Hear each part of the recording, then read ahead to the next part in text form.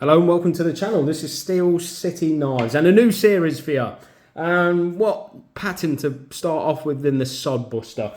Everybody loves a Sodbuster, and if you haven't and you're new to the pattern, these are the ones for you. So these are the cheapest ones you're probably going to be able to pick up in the Sodbuster pattern. So Frugal Fridays, it's going to be knives under £20.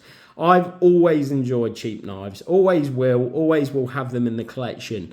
I just really enjoy getting a real cheap knife that's made really well. So we've got three examples here, and I'm going to mix it up a bit. It's not always going to be Chinese made knives. There's a lot of cheap European knives out there, and they'll be chucked into the mix as well. So I picked three really cheap Sodbuster patterns here. We've got Imperial, the IMP22. We all know this as being probably one of the cheapest and best well-built knives really to pick up. We've got the Marbles. This is the MR579 in the white bone. And then this is the Antonini Mangiaghese Sodbuster. Now, obviously, case of sort of copyrighted the Sodbuster, but we all know them as a Sodbuster, so that's what I'll refer to them as. Right, which one should we start with? A little side note. Rough Rider, I don't believe. Oh no, they do have a Sodbuster, don't they? They have a workman, but it's usually got a liner lock. So Rough Rider, can you give us a more slip joint Sodbuster? And also the Sheffield guys. Imagine how cool it would be if the Sheffield lot did a Sodbuster pattern. Who's with me? So, right, anyway, let's start. Where should we start? Let's start with the Antonini. So this is called the Antonini Manganese. Right, now one thing you should know about sort of European Sodbusters are they are usually a lot more thicker in the handle. So if we take these as an example, you can see the thickness on that handle there. Now, Otter do an absolutely stunning Sodbuster, and they use a lot of different woods. One's a plum, oak, but yeah, some really nice cover materials. But they're not cheap. So if you wanted to try and see if that thickness suits you in the pocket, because don't get me wrong, it's a chunky boy and it's not brilliant in the pocket, but in the hand, and if you're working with it all day. I do a lot of work outside. We have a garden that we tend to as a family, and obviously I live in quite a cold and wet, miserable country sometimes. So in the depths of winter, when you're working outside with your hands, this wood is brilliant. Now, it's very rough and rustic, but to me, traditionally, this is how a Sodbuster would have been made. And I've done a short, sort of a short on this, and I'll link it at the end. But yeah, I think this is probably how it would have been. Really rough put together. It's a farmer's knife. So case call it the Sodbuster. The German interpretation is the goat knife. It would have been a farmer's knife. And they wouldn't have been as precious as we are now with them. So this is probably how it would have come. Now, it's a stainless steel blade. They don't tell you what the stainless steel is. One of them, a stainless steel blade. It had a really rough edge on it, so I put my own edge on it. It was at the start of my knife collecting, so I used the poor edge I put on this, but it is sharp. And it was hard to put an edge on it, so it wasn't the best steel. And I'll tell you that for nothing. But yeah, it's not the best steel, but I did get an edge on it. It is sharp. I think it's got carbon steel back springs because they're patinaing up a treat. And you find that a lot anyway, that you'll get that carbon steel on the back spring of a lot of traditional knives. But yeah, the wood, they don't state what the wood is, but it's really nice wood, to be fair. It's probably the cheapest of the cheap, but I love it. I think it's got a rustic charm to it, this knife.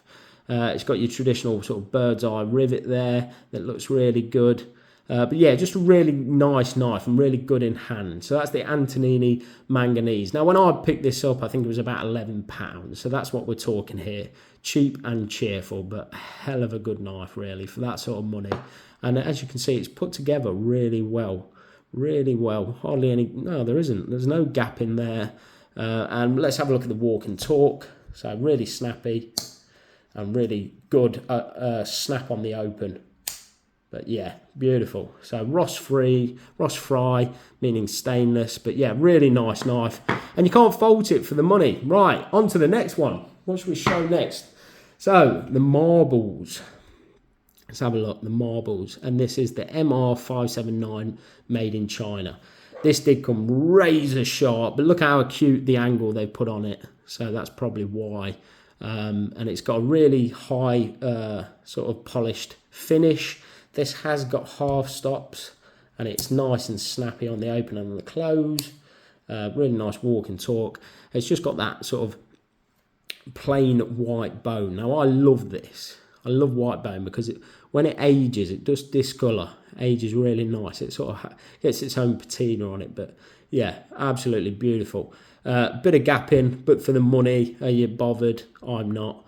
But yeah, really, really nice knife. Again, I think this will run you sort of like £15, somewhere along that region. But brilliant knife for the money. One of Marble's best, I think.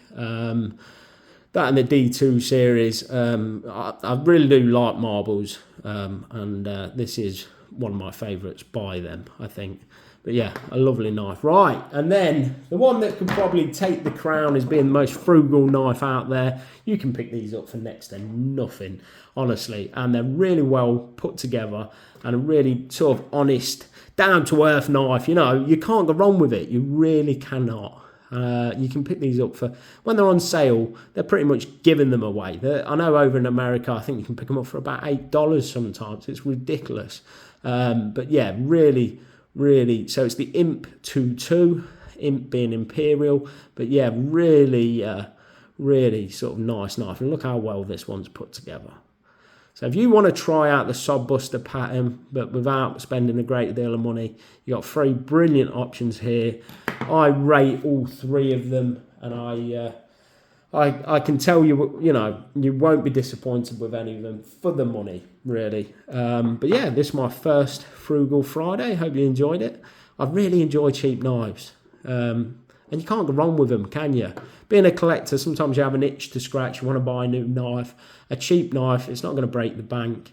And it's sort of, you know, it gets another knife in the collection. But these 3 I've always sort of, I do carry, you know, even when I get really nice knives, I still carry the cheap knives. And the Sodbuster pattern is just a brilliant pattern with that bullnose blade shape. Just a really good, useful knife to have.